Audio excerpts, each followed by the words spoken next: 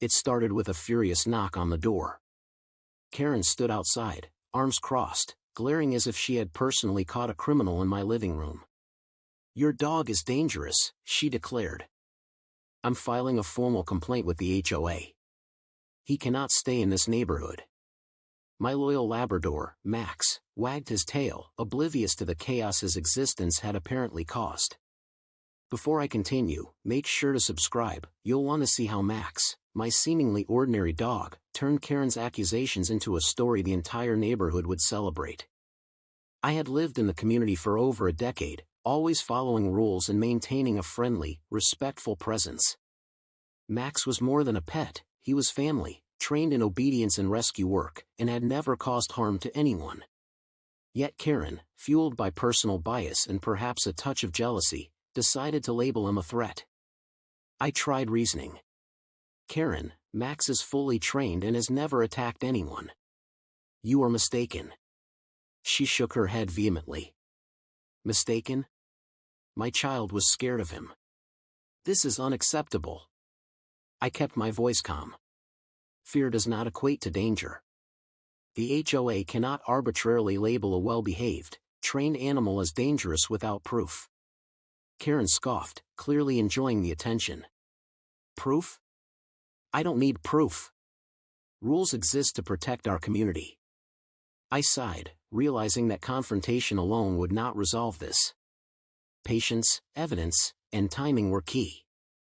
Over the next week, I meticulously documented Max's behavior, obedience exercises, visits from neighbors, even training certifications. I also enrolled him in a local rescue demonstration program to showcase his skills. The HOA escalated, sending letters threatening fines and potential removal of Max from the property. "This is harassment," I told myself, gathering evidence. Each notice was saved, each claim recorded. I wanted the outcome to be undeniable, fair, and public. Neighbors began noticing the tension. Some quietly expressed support, knowing Max was friendly and obedient. Others watched, curious to see how the situation would unfold.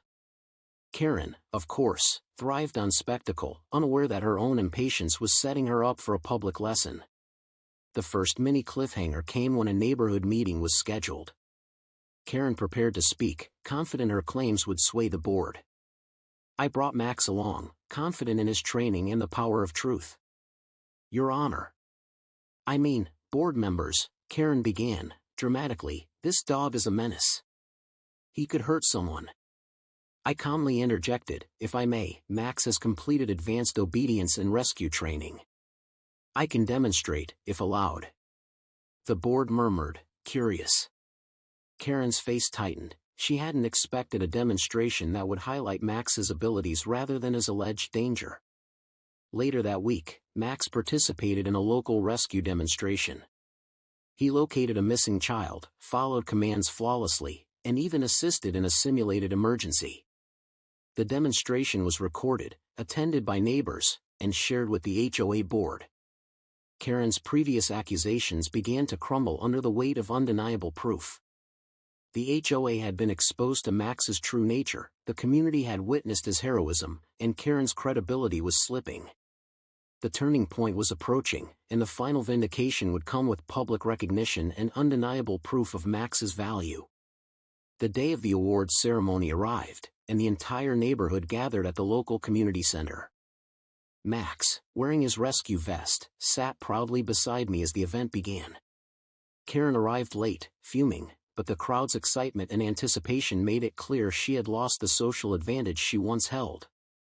"Ladies and gentlemen," the organizer announced, "today we honor a hero who has demonstrated exceptional courage and skill in rescue work. Max has located missing persons, assisted in emergency drills, and inspired the community with his dedication and calm demeanor under pressure." A murmur of admiration swept through the crowd. Karen's jaw dropped. Her accusations of danger and menace now seemed absurd against this public display of heroism. I stepped forward with Max by my side. As his owner, I can attest that Max is not only trained but deeply committed to helping others. It's unfortunate that misinformation led to unnecessary concern, but I hope today demonstrates the truth. The award was presented, a gleaming medal attached to a ribbon. Max barked happily, tail wagging, as the audience applauded.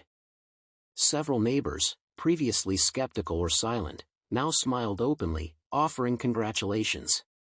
Karen stood frozen, realizing her attempt to intimidate had backfired spectacularly. You can't," she stammered, pointing at Max. I smiled gently. "Karen, it seems the community and the law of evidence have spoken. Max's abilities and character are undeniable." One of the board members leaned over and whispered, "Perhaps next time, we should check facts before acting." Karen's face flushed crimson. The whispers and laughter were polite but unmistakably pointed. Later, at the neighborhood meeting, the HOA had no choice but to retract their complaints. Official minutes recorded Max as a valued member of the community, with his contributions recognized and respected. Karen's credibility had suffered, residents now spoke freely, emboldened by the clear example of justice and fairness. "Your dog is incredible," one neighbor said afterward, shaking my hand. "I had no idea how skilled he was." "Thank you," I replied, patting Max on the head. Sometimes, the truth only needs a little demonstration. That evening, as we returned home, Max curled up beside me in the living room. I reflected on the events with a sense of calm satisfaction. The situation had been resolved not through anger or retaliation but through patience, preparation, and public demonstration of truth. Karen's attempts to intimidate were undone by evidence and the recognition of genuine heroism. The moral of the story became clear: arrogance and false assumptions cannot withstand patience, proof, and the courage to demonstrate what is real. Max had shown bravery, obedience, and dedication, and in doing so, reminded the neighborhood that respect and recognition must be earned through actions, not fear. In the following weeks, Karen avoided unnecessary confrontation, and the HOA began to consult residents before issuing complaints. The community felt stronger, more informed, and more united. Max's medal was displayed proudly in our home, a symbol not only of his courage but of the power of truth and fairness. One afternoon, a neighbor passing by said, "I'll never underestimate that dog again, or the patience of his owner." I laughed softly, watching Max chase a ball in the yard, the very same dog once labeled dangerous now celebrated as a hero.